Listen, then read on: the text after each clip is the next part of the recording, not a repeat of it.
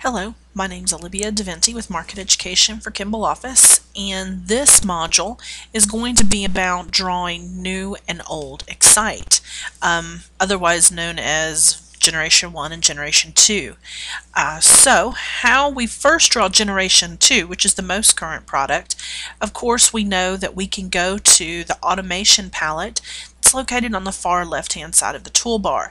Now notice the distinct images or icons that reflect the commands that you would select in everyday drawing. Notice also that the catalog is KLX.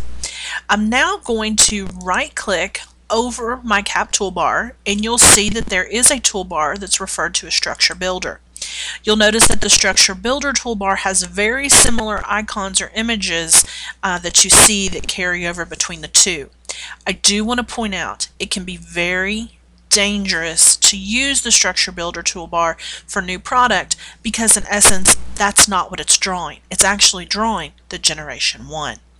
So if you do have a reason that you need to create Generation 1 specifications, this is a good resource, but please keep in mind there is no catalog associated with this in terms of being able to actually purchase product. It's just for reference only.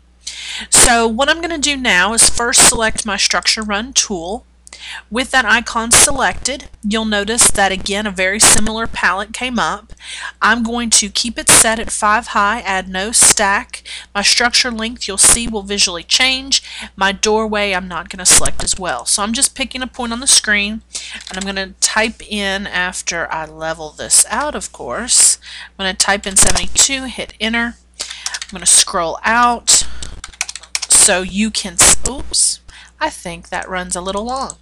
So when I select my run this time around, I'll type in 72. So when I scroll into this run, what I'd like for you to see is, again, it looks similar to the old run. How you can tell a difference is when you bring it into elevation. So when I bring it into elevation, I'm going to give it the category of EO1. You can set your frame spacing however you wish. I'm going to go ahead and set it to 36 because I know that's what it's going to be broken up into. The way you can tell the difference between Generation 1 and 2 is not only with the line itself, the structure that's been run, but also by looking at the elevations. Notice that the tagging convention is different, as well as the frames being broken up. So in comparison, you see this is Generation 1 and Generation 2. I'm just going to pick a point on the screen, type in 72. Now when I bring an elevation up as an example here, and I'll call this EO2. I'll keep it set at 36, which you don't have to do, but in this instance I'm doing this. So now you see how the tagging visually is different. You see the differences between the two frames. Let's say you have an instance where you see that you need to convert Generation 1 to Generation 2. On the tool palette, you'll actually see an icon in the lower third of this menu. Select Convert 1 to 2. When you select the old frames, it's going to ask you for the frame spacing. I'm going to keep it set at 36. Say OK, and now look. So I just want you to be aware of what these tools that are out there to do, just general purposes.